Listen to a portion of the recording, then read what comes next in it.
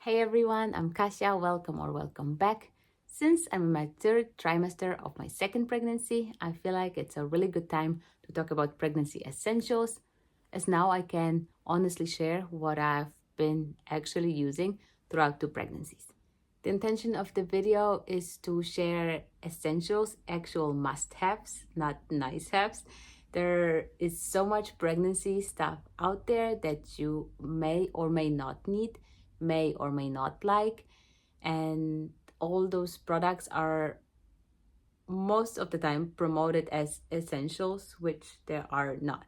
We see a lot of stuff online, and if we see something often enough, which we will, because one post leads to another, and suddenly our whole feed consists of pregnancy must have, newborn essentials, and beige nurseries.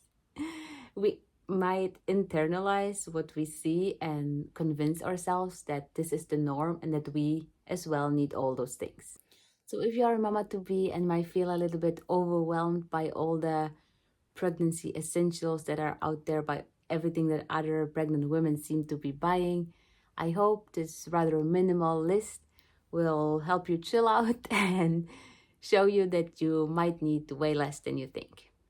Here are the items that you will not regret buying. Prenatals, if you haven't already started taking prenatal vitamins or at least folic acid while trying for a baby, I'm sure your doctor will advise you to start taking them from the beginning of your pregnancy. What you should take and what you should maybe avoid. This has to be consulted with your doctor, so I will not give any recommendations as far as prenatal vitamins go. I just quickly wanted to mention that that's something that we all gotta get. Since that was a little bit too obvious, my first actual essential would be a birthing ball or an exercise ball, whatever you want to call it. An absolute must have, in my opinion, that I hope all pregnant women and all mamas of newborn know about.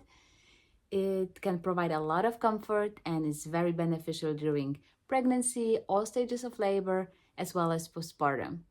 You'll probably start using it a lot during your second trimester, and by your third trimester, it might be the only thing you want to sit on, at least for longer periods of time. It provides so much comfort. It takes the pressure off your back, off your hips. It helps you relax your muscles.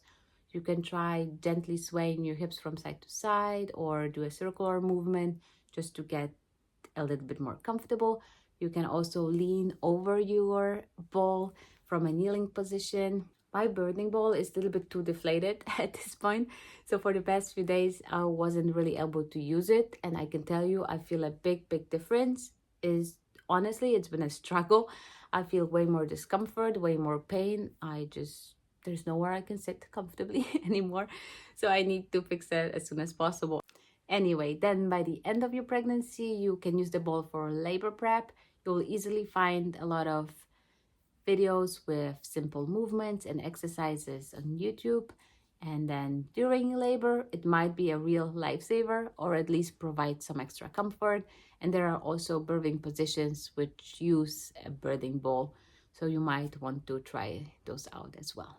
You'll most likely also enjoy using the ball during your postpartum period for all the same reasons. And what I wish I knew right away with my first baby is that gently bouncing on the ball while holding your baby can calm them down extremely fast and might put them to sleep most of the times. It worked wonders for my son. And if you find yourself walking around a lot with your baby, holding your baby a lot to calm them down, to put them to sleep, definitely remember trying out the birthing ball. To wrap this birthing ball talk up, it's not a big investment considering it can serve you throughout all those stages. And if you plan on having another baby in the future, I guarantee you will use it again. If not, your toddler will love playing with it, or you can use it yourself as an actual fitness exercise ball. So highly recommend getting one or making a trip to your garage, finding your old one if you already own one. Next up, let's talk about pregnancy clothes. I'm not a fan of getting a whole pregnancy wardrobe. No judgment. If you can afford it, if you know it will make you feel better, go for it. But it's definitely not necessary to get a bunch of new stuff. You will be able to manage with some oversized t-shirts or some stuff from your partner's closet. What I would suggest getting though is a pair of comfy loose sweatpants or leggings and or pregnancy jeans, one pair. Um, Depending on your work-life situations, you will have to see what kind of clothes you need. But then wait and see how your body changes and which areas of your body grow how much, to see what kind of clothes you will need. So don't go out the day after you get your positive pregnancy test and buy 10 pairs of pregnancy jeans.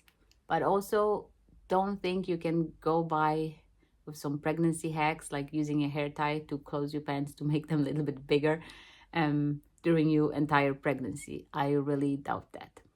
Like I've said, I don't think it's necessary to splurge on pregnancy clothes, but I do believe you can, with a peaceful mind, invest in some comfy, loose, stretchy pants or pregnancy jeans, or just get some affordable leggings. Either way, I guarantee you, you will use them a lot during pregnancy and postpartum. You might be able to get away with wearing baggy jeans or just some loose pants for a big portion of your pregnancy. It depends. What I've been wearing during both pregnancies, when it comes to actual pregnancy pants, are super stretchy pregnancy jeans with that extra fabric that goes over your belly, hugs your baby, and keeps you back warm. Of course, if you're pregnant during a summer heat, just wear dresses. You don't need those. You will not be happy in that. But if it's colder outside and you're in your third trimester, that feels super, super nice. And I have another pair of pregnancy pants. Those are just super soft flared pants, again with that extra fabric on top, super comfy. Other than that, I've been just wearing a bunch of old loose super comfy sweatpants. Next pregnancy essential, a comfortable bra. I'm sure it's not news to you that your breast will grow and change a lot during pregnancy. Whether you plan on breastfeeding or not, you certainly won't regret getting a comfortable wireless bra or two. Could be a nursing bra, could be a sports bra. When it comes to nursing bras specifically, again, I wouldn't recommend getting more than one or two in the beginning, max, until you start breastfeeding and see what type of bra actually works for you. An oil or hydrating cream, mainly for your tummy. Of course, there are whole lines of products designed for, or at least marketed towards, pregnant women. Don't freak out, you don't need all of that. Wait and see how your body changes, how your skin changes, and what you will actually need. But I feel like no matter how well your skin stretches and how good you might feel, you will still enjoy using those. It's best to use them throughout your pregnancy, but you will definitely find yourself using them on a regular basis in your third trimester. A pregnancy pillow. As your belly grows, one second. As your belly grows, it will get harder and harder to find a comfortable sleeping position, and a pregnancy pillow will be your new best friend. I do believe you could manage without it if you have enough other pillows around the house that you can use to create yourself a comfy sleeping area, putting an extra pillow in between your knees, maybe an extra pillow behind your back, an extra pillow in front of your belly.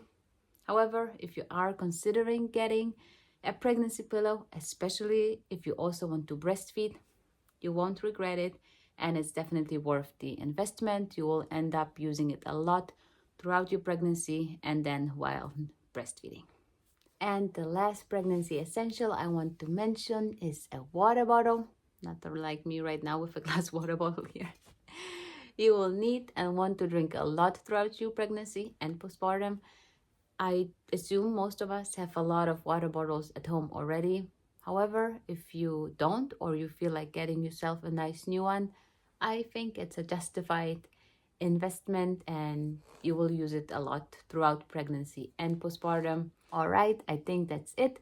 I hope I mentioned all the pregnancy essentials that I wanted to mention. All the other stuff that you might end up needing, is to me more symptom specific. Those are symptom specific must-haves. Like if you get nausea, you might want to use this. If you get swollen feet, you want to use that. But every pregnancy journey will be different and everybody will have different symptoms. So you don't need to get everything for all the symptoms out there right at the start of your pregnancy when you find out that you're pregnant. But I feel like I mentioned true pregnancy essentials because we will all get uncomfortable sooner or later. All of our bellies will grow and our bodies will change. So yeah, like I've mentioned in the beginning, I hope this short list gives you a little bit of peace of mind to not get everything at once in the beginning, and enjoy your pregnancy journey, stay healthy, and I'm out of breath. I'll see you in the next one.